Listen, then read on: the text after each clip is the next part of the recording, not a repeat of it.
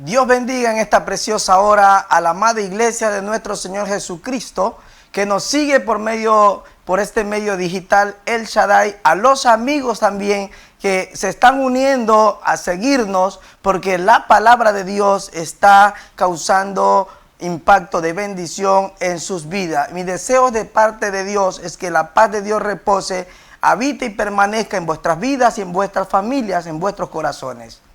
Hoy vamos a tratar acerca del tema un corazón humilde y un espíritu nuevo para servir a Dios. Y esto lo veremos en el libro de Ezequiel, capítulo 36, versículo 25 hasta el 27 y el versículo 35. Alabado sea el nombre del Señor. Y leemos la santa palabra del Señor en el nombre del Padre, del Hijo y del Espíritu Santo. Y dice: esparciré sobre vosotros agua limpia y seréis limpiados. De toda vuestra inmundicia y de todos vuestros ídolos os limpiaré. Os daré corazón nuevo y pondré espíritu nuevo dentro de vosotros. Y quitaré de vuestra carne el corazón de piedra y os daré un corazón de carne. Y pondré dentro de vosotros mi espíritu y haré que andéis en mis estatutos y guardéis mis preceptos y los pongáis por obra. Y el versículo 35 dice: y dirán, esta tierra que era asolada ha venido a ser como huerto del Edén, y estas ciudades que eran desiertas y asoladas y arruinadas están fortificadas y habitadas. Que el Dios eterno añada bendición a su palabra en esta preciosa hora. Dice Dios que va a darnos un corazón nuevo y a poner un espíritu nuevo dentro de nosotros. ¿Qué es lo que quiere decir esto? El espíritu del hombre es el que habilita la vida humana. Ahora, el Espíritu Santo es la persona que manifiesta la presencia y el poder de Dios en este mundo. Cuando hablamos del espíritu, esta palabra proviene de la palabra hebrea ruach y de la palabra griega pneuma, la cual según su contexto se traduce como viento, aliento o espíritu. En ambos testamentos la palabra espíritu se utiliza para referirse tanto a Dios como a los seres humanos.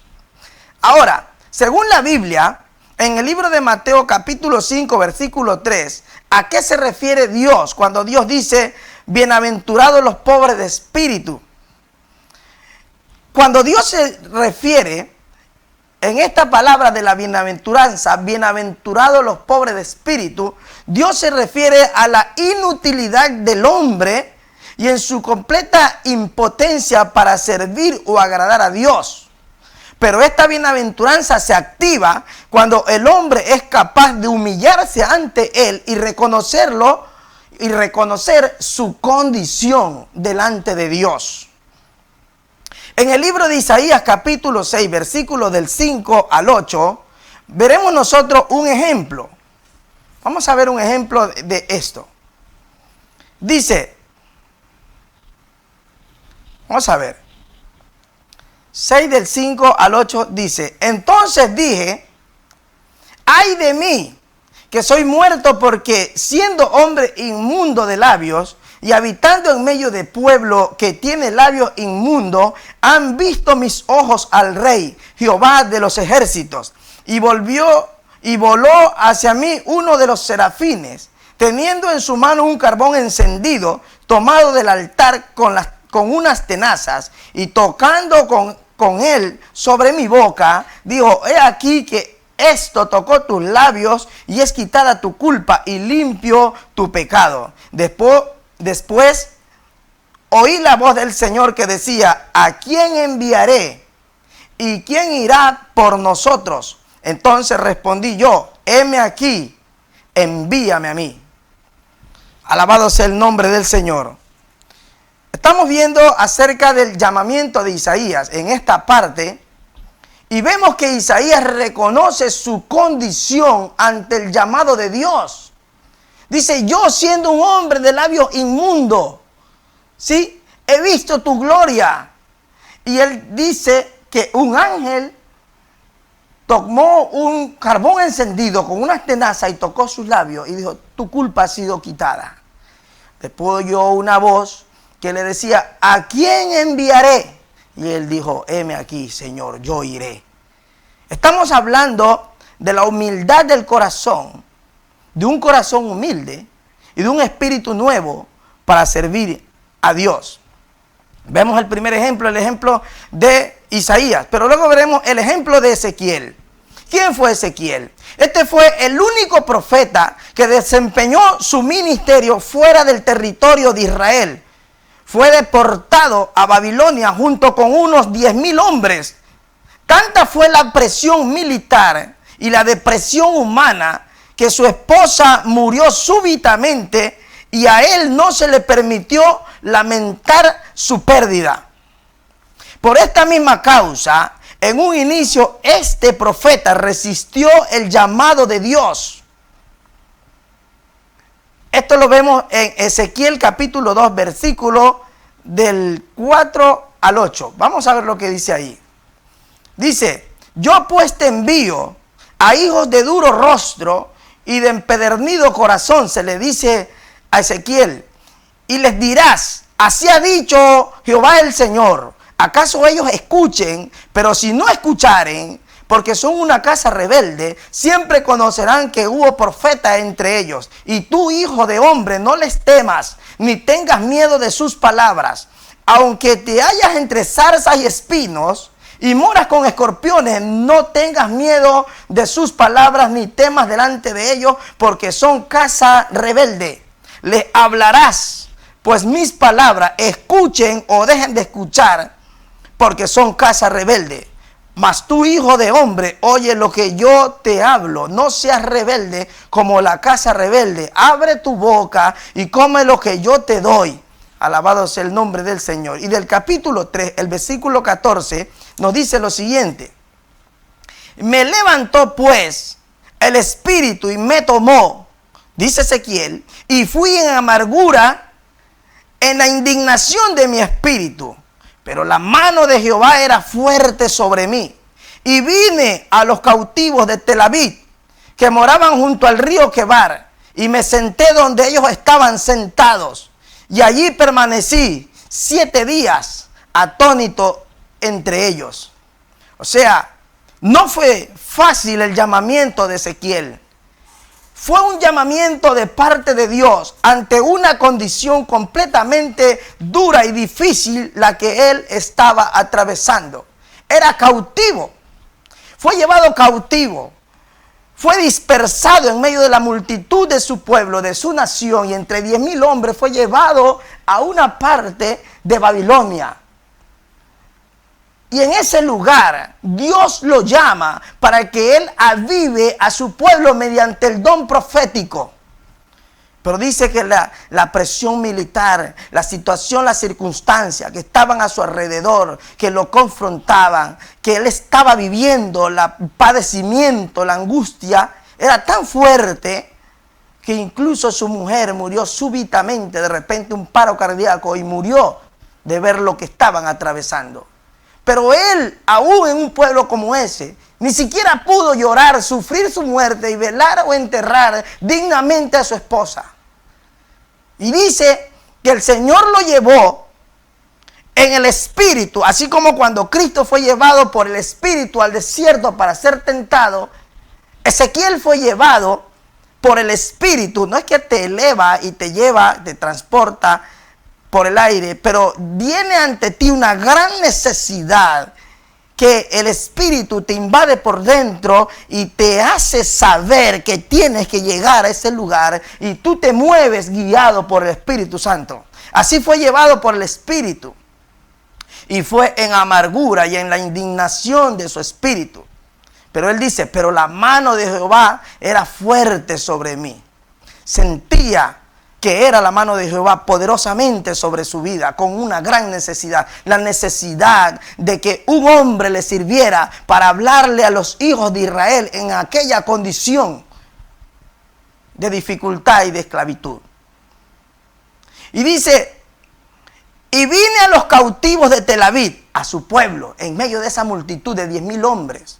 que prácticamente son un pueblo, una ciudad pequeña. Y dice, en medio de los que moraban junto al río Quebar, y se sentó donde ellos estaban sentados. Y allí permaneció 7 días atónito de lo que le estaba pasando. Es decir, no tenía fuerza, es decir, no tenía capacidad, es decir, no tenía energía, no sabía en qué forma podía servirle a Dios, porque aunque todos estaban en una condición grave, difícil, él estaba más todavía aún, porque aún así Dios le exigía que le sirva como profeta, que le hable a sus hermanos. Y es difícil servir así.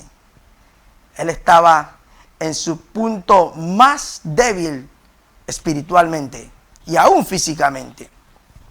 Alabado sea el nombre de Jesús. Es por esto, alabado sea el nombre del Señor, que Zacarías nos dice, no con fuerza ni con ejército, sino con el poder o con mi Espíritu Santo. No con fuerza que tú le vas a servir, no es con tu energía que le vas a servir, no es con ejército o porque te obliguen, sino por el Espíritu de Dios. Es por esto que podemos nosotros también mencionar la condición de Pentecostés. Hechos capítulo 2 nos habla acerca del día de Pentecostés. ¿Y qué era Pentecostés? Pentecostés fue el día más sonado para la iglesia en aquel entonces, el día del nacimiento del poder ministerial de los apóstoles, el inicio de un ministerio público decidido y abiertamente en medio de un pueblo difícil. Si ellos habían matado a Jesucristo, buscaban también a sus apóstoles para también acribillarlos, matarlos, quitarles la vida, para que se acabe así la era del cristianismo. ¿Pero qué es Pentecostés? ¿Por qué Pentecostés? Para el día en llegar el Espíritu Santo e investir de poder a su pueblo. Pentecostés era una de las 3 fiestas judías principales. Su nombre se deriva del término griego que significa 50 y tiene lugar entre el mes de mayo y el mes de junio, 50 días después de la Pascua. Entonces, Pentecostés era simplemente 50 días después de la crucifixión de Cristo. Esto quiere decir que estaba todo fresquito, muy fresquito, y a ellos se los conocía, y a ellos como apóstoles se los buscaba alrededor de la multitud, porque por esta misma razón Pedro tuvo que negar a Cristo, porque también lo buscaban para matarlo, quitarle la vida, como lo hicieron con Jesús. Entonces, esta fiesta se celebra y en ella se celebra el final de la cosecha de los granos.